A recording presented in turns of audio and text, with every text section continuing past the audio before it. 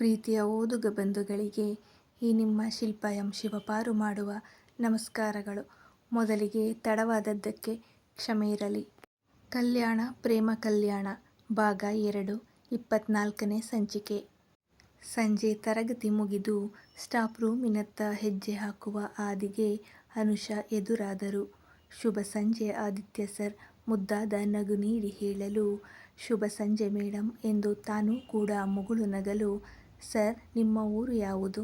ನಮ್ಮದು ಇಲ್ಲೇ 15 ಕಿಲೋಮೀಟರ್ ದೂರದ ಹಳ್ಳಿ ಭೀಮನಹಳ್ಳಿ ಎಂದ.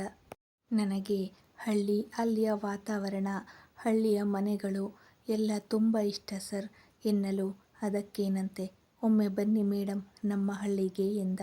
ಖಂಡಿತ ಬರ್ತೀನಿ ಸರ್ ಎಂದು ನುಡಿದಳು. ಅಷ್ಟರಲ್ಲಿ ಇಬ್ಬರು ಸ್ಟಾಫ್ ರೂಮ್ ಬಳಿ ತಲುಪಿದ್ದರು. ಇಬ್ಬರು ಸ್ಟಾಫ್ ರೂಮ್ ತಲುಪುವವರೆಗೂ ಅವರನ್ನೇ ನೋಡುತ್ತಿದ್ದ ಅರುಣಾ ಮಾತ್ರ ಚಡಪಡಿಸುತ್ತಿದ್ದಳು. ಈ ಮೇಷ್ಟ್ರು ಆ ಮೇಡಮ್ ಜೊತೆ 32 ಹಲ್ಲುಗಳನ್ನು ಬಿಟ್ಕೊಂಡು ಹೇಗ್ ಜಾಲಿಯಾಗಿ ಮಾತಾಡ್ಕೊಂಡು ಹೋದ್ರು. ನನ್ ಜೊತೆ ಮಾತ್ರ ಉರು ಅಂತಾರೆ. ಹಲ್ಲು ಬಿಡೋದಿರ್ಲಿ, ಮುಖದ ಗಂಟೆ ಸಡಿಲಿಸೋಲ್ಲ, ಒಂದು ಮಾತು ಆಡೋಲ್ಲ. ಈ ಡಿಲ್ಲಿ ಮೇಡಮ್ ಜೊತೆ ಹಲ್ಲು ಕಿರಿದು ನಗೋದೇನು, ಮಾತಿನ ಮಳೆ ಸುರಿಸೋದೇನು ಎಂದು ಹಲ್ಲು ಕಚ್ಚಿ ನುಡಿದು ತುಟಿಯುಬ್ಬಿಸಿ ನಿಂತವಳ ಭುಜ ಅಲುಗಿಸಿದಳು ಅವನಿ. ಅರುಣಾ, ಏನ್ ಯೋಚನೆ ಮಾಡ್ತಾ ಇದ್ದೀಯಾ, ಬಾ ಹೋಗೋಣ ಎನ್ನಲು ಜೊತೆ ನಡೆದರೂ ಹಿಂದೆ ತಿರುಗಿ ನೋಡಿದ್ದಳು. ಹಾದಿ ಹೊರಬರಲು ಜೊತೆಯಲ್ಲಿ ಅನುಷಾ ಮೇಡಮ್ ಕಂಡು ಹೊಟ್ಟೆಯೊಳಗೆ ಮೆಣಸಿನಕಾಯಿ ಕಿವುಚಿದಂತಾಯ್ತು ಅವಳಿಗೆ. ಅವನಿ ಕೈ ಹಿಡಿದು ಬುರುಬುರ ಎಳೆದುಕೊಂಡೇ ಹೋಗಲು, ಅವನಿ ಇವಳನ್ನ ವಿಚಿತ್ರವಾಗಿ ನೋಡುತ್ತಲೇ ಜೊತೆ ಹೆಜ್ಜೆ ಹಾಕಿದಳು. ಕಾಲೇಜ್ ಇಂದ ಸ್ವಲ್ಪ ಮುಂದೆ ಹೋಗಲು ಪ್ರಖ್ಯಾತ್ ಗುಂಪು ಕಟ್ಟಿಕೊಂಡು ನಿಂತಿದ್ದ. ಮೊದಲು ನೋಡಿದ್ದು ಅವನಿ. ನೋಡಿಯೇ ಹೆದರಿ ಹೋದಳು. ಅರುಣಾ, ಅವನು ಬೆಳಗ್ಗೆ ನಿನಗೆ ಪ್ರಪೋಸ್ ಮಾಡಿದವನಲ್ವಾ, ಅಲ್ಲೇ ನಿಂತಿದ್ದಾನೆ. ಜೊತೆಲಿ ರೌಡಿಗಳ ಹಾಗಿರುವವರನ್ನ ಕರೆದುಕೊಂಡು ಬಂದಿದ್ದಾನೆ.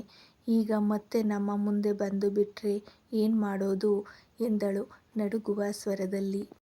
ಅರುಣಾ ಕೂಡ ಅವನತ್ತ ನೋಡಿದವಳು. ಅಯ್ಯೋ ರಾಕ್ಷಸ ಮತ್ತೆ ಬಂದಿದ್ದಾನೆ.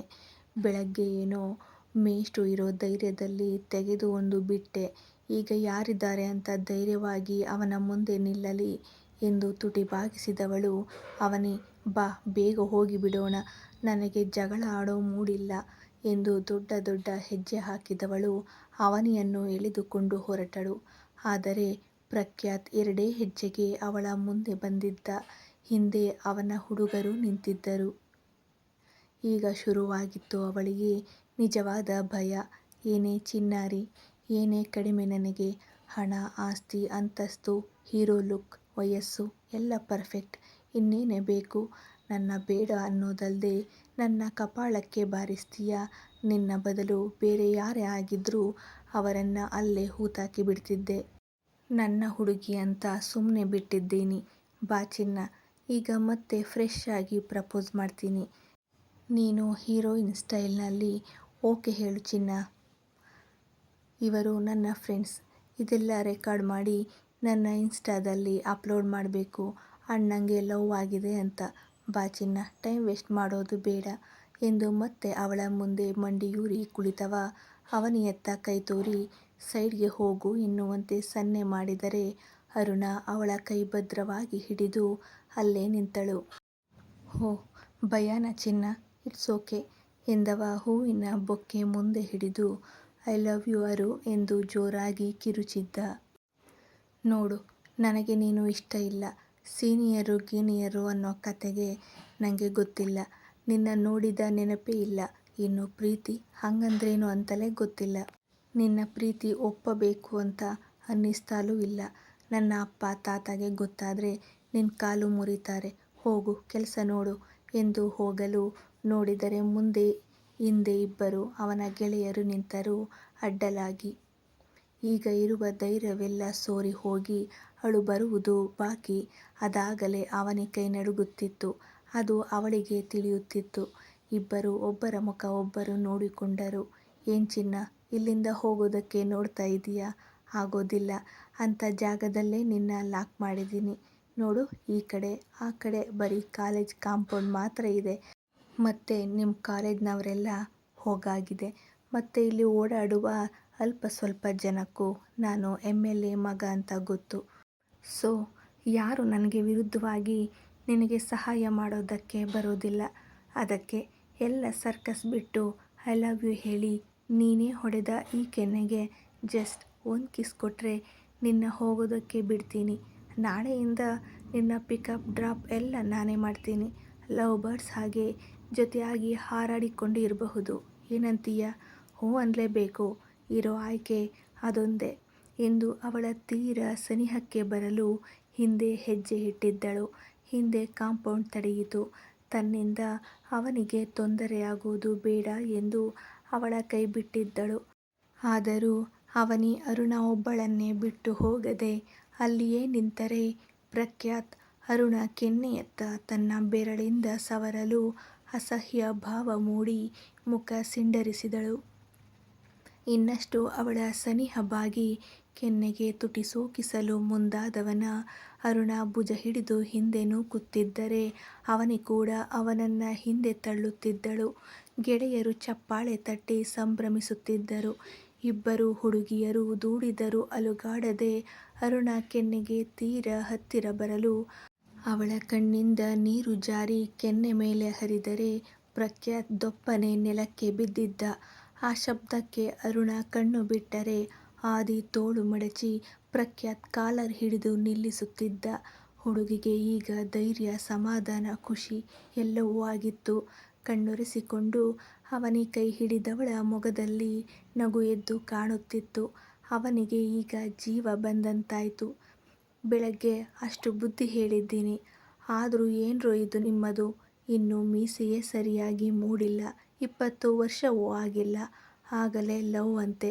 ಗುಂಪು ಕಟ್ಟಿಕೊಂಡು ಹೆದರಿಸಿ ಬೆದರಿಸಿ ಪ್ರೀತಿಸು ಅಂತ ಹಿಂದೆ ಬೀಳೋದು ಸರಿಯೇನೋ ಎಂದು ಆದಿ ಕೇಳಿದರೆ, ಅದೆಲ್ಲ ನಿನಗ್ಯಾಕೆ?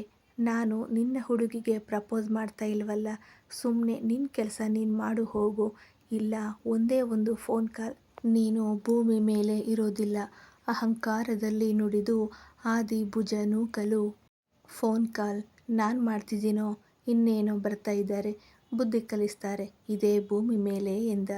ಅವನ ಗೆಳೆಯರು ಆದಿ ಬೆನ್ನಿಂದೆ ಹೊಡೆಯಲು ಬಂದಾಗ ಆದಿ ಇಬ್ಬರ ಕೈ ಹಿಡಿದು ತಿರುಚಿ ಇನ್ನಿಬ್ಬರಿಗೆ ಕಪಾಳಕ್ಕೆ ಬಾರಿಸಿದವ.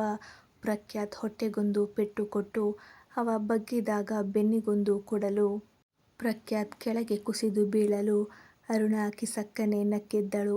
ಅವನಿ ಅವಳ ಕೈ ಭದ್ರವಾಗಿ ಹಿಡಿದು ನಗಬೇಡ ಎಂದು ಸನ್ನೆ ಮಾಡಿದರೆ ಅರುಣ ನಗು ನಿಲ್ಲಲಿಲ್ಲ. ಆದಿ ದುರುಗುಟ್ಟಿ ನೋಡಿದಾಗ ನಗು ತಡೆದು ನಿಂತಳು. ಅಷ್ಟರಲ್ಲಿ ಪೊಲೀಸ್ ವ್ಯಾನ್ ಬಂದು ತಲುಪಿತ್ತು. ಇನ್ಸ್ಪೆಕ್ಟರ್ ಬಂದು ಪ್ರಖ್ಯಾತ್ ಮತ್ತು ಗೆಳೆಯರನ್ನ ವ್ಯಾನ್ಗೆ ತುಂಬಿಕೊಂಡು ಆದಿ ಜೊತೆ ಮಾತಾಡಿ ಹೊರಟರೆ ಪ್ರಖ್ಯಾತ್ ಕೂಗಿದ್ದ, ನಿನ್ನ ಬಿಡಲ್ವೋ? ನನ್ನ ಯಾವ ಪೊಲೀಸ್ ಕೂಡ ಜೈಲ್ನಲ್ಲಿ ಇಟ್ಟುಕೊಳ್ಳೋದಕ್ಕೆ ಆಗೋದಿಲ್ಲ. ಇನ್ನರ್ಧ ಗಂಟೇಲಿ ಇದೇ ಪೊಲೀಸ್ ರಾಜಾತಿಥ್ಯ ನೀಡಿ ಕಳುಹಿಸ್ತಾರೆ. ಹೊರಗೆ ಬಂದು ಅವಳನ್ನ ಮದುವೆ ಆಗ್ತೀನಿ. ನಿನಗೆ ಒಂದು ಗತಿ ಕಾಣಿಸ್ತೀನಿ ಎಂದು ಕಿರುಚಿಯೇ ಹೋಗಿದ್ದ. ಅವನಿ ಅವನ ಮಾತಿಗೆ ಹೆದರಿದರೆ ಅರುಣ ಆದಿ ಮುಖ ನೋಡಿದಳು. ಆದಿ ಅವರ ಸನಿಹ ಬಂದವ. ಏನ್ ನೋಡ್ತಾ ನಿಂತಿದ್ದೀರಿ? ಹೊರಡಿ, ಸಮಯ ಆಯ್ತು. ಬಸ್ ಮಿಸ್ ಆಗೋಲ್ವಾ ಎಂದು ಗದರಲು ಮೇಷ್ಟ್ರೆ ಅವನು ಮತ್ತೆ ಬಂದ್ರೆ ಎಂದು ಅರುಣ ಮುಖ ಸಪ್ಪೆ ಮಾಡಿ ಕೇಳಲು, ಬಂದ್ರೆ ನೋಡಿಕೊಳ್ಳೋಣ. ಈಗ ಮನೆ ತಲುಪು ಮೊದಲು ಎಂದು ರೇಗಿದವ. ಅವನಿ ಹೊರಡಮ್ಮ ನೀನು. ಮೊದಲೇ ತುಂಬ ಭಯ ಪಟ್ಟಿದ್ದೀಯ ಎನ್ನಲು ಇಬ್ಬರು ಹೊರಟರು. ಅರುಣ ಮಾತ್ರ ಮತ್ತೆ ಹಿಂದೆ ತಿರುಗಿ ನೋಡಿ ಹೋಗಲು, ಈ ಹುಡುಗಿ ನನಗೇ ಒಂದು ಗತಿ ಕಾಣಿಸತ್ತೆ ಅನ್ಸತ್ತೆ ಎಂದು ಬೈಕ್ ಏರಿದ್ದ. ದೀಕ್ಷಾ ಆಸ್ಪತ್ರೆಯಿಂದ ಹೊರ ಬಂದವಳು. ಇಂದು ಆಸ್ಪತ್ರೆ ಪೂರ್ತಿ ಗಮನಿಸಿದವಳು. ಆಸ್ಪತ್ರೆ ಮುಂದೆ ಈ ಗಿಡ ಗೆಡ್ಡೆಗಳನ್ನೆಲ್ಲ ತೆಗೆದು ಸ್ವಚ್ಛ ಮಾಡಿ ಒಂದಷ್ಟು ಔಷಧೀಯ ಗಿಡ ಹಾಕಬೇಕು. ಯಾರಿಗಾದರೂ ಗಿಡಗಳನ್ನು ತಂದು ಕೊಡೋದಕ್ಕೆ ಹೇಳಬೇಕು ಎಂದುಕೊಂಡವಳು ಆರ್ಯನ ಕಂಡು ತಾನೇ ಕೂಗಿದ್ದಳು, ಆರ್ಯ ಎಂದು. ಅವಳ ಕೂಗಿಗೆ ಬೈಕ್ ನಿಲ್ಲಿಸಿ, ಏನ್ ಡಾಕ್ಟ್ರೇ ನಗುತ್ತಾ ಕೇಳಿದ್ದ. ಯಾರಿಗಾದ್ರೂ ಹೇಳಿ ಇಲ್ಲೆಲ್ಲ ಗಿಡ ಗೆಡ್ಡೆ ಕಿತ್ತು ಸ್ವಚ್ಛ ಮಾಡೋದಕ್ಕೆ ಹೇಳ್ತೀರಾ? ಹಾಗೆ ಒಂದಿಷ್ಟು ಔಷಧೀಯ ಸಸಿಗಳು ಬೇಕಿತ್ತು. ತುಳಸಿ, ಪುದೀನ, ತುಂಬೆ, ಕರಿಬೇವು, ದಾಸವಾಳ ಹೀಗೆ ಇನ್ನೊಂದಿಷ್ಟು ಗಿಡ ಸಿಕ್ಕರೆ ತರಿಸಿಕೊಡ್ತೀರಾ ಎನ್ನುವವಳದ್ದು ಮೃದುವಾದ ಕೋರಿಕೆ. ಅಷ್ಟೇ ತಾನೇ, ತರ್ಸೋಣ ಬಿಡಿ ಡಾಕ್ಟ್ರೆ, ನೀವು ಒಳ್ಳೆ ನನ್ನ ಅರ್ಧ ಆಸ್ತಿ ಕೇಳೋ ಹಾಗೆ ಕೇಳ್ತಾ ಇದ್ದೀರಲ್ಲ ಇಷ್ಟಕ್ಕೆ ಎಂದವ ನಕ್ಕು ಬಿಟ್ಟ. ಅವಳು ಜೊತೆಯಲ್ಲಿ ನಕ್ಕಿದ್ದಳು. ದಯಾ ಆರ್ಯನ ಬೈಕ್ ಪಕ್ಕದಲ್ಲಿ ತನ್ನ ಟ್ರ್ಯಾಕ್ಟರ್ ನಿಲ್ಲಿಸಿ, ಆರ್ಯ ಟ್ರ್ಯಾಕ್ಟ್ರು ಬೇಕಂದಲ್ಲ, ತಗ ಮತ್ತ ನಂಗೂ ಕೆಲ್ಸಾವ, ತಡವಾಯ್ತದ ಎನ್ನಲು. ಏನ್ ಬಾವ ತಡ, ಹೆಣ್ಣು ನೋಡಕ್ ಹೋಯ್ತಿದ್ಯಾ, ಮಿಂಚ್ತಾ ಇದ್ದೀಯಲ್ಲ ಎಂದು ಕಣ್ಣು ಮಿಟುಕಿಸಿ ಕೇಳಲು. ದಯಾ ಅದೊಂದೇ ಕ್ಯಾಮೆ ಇರದಂತ ನಂಗ ಬಾಬಾ ಎಂದವ ಟ್ರ್ಯಾಕ್ಟರ್ನಿಂದ ಇಳಿದು ಕೀ ಅವನ ಕೈಗಿಟ್ಟು ಆರ್ಯನ ಬೈಕ್ ಕೀ ಪಡೆದು ಏರಲು.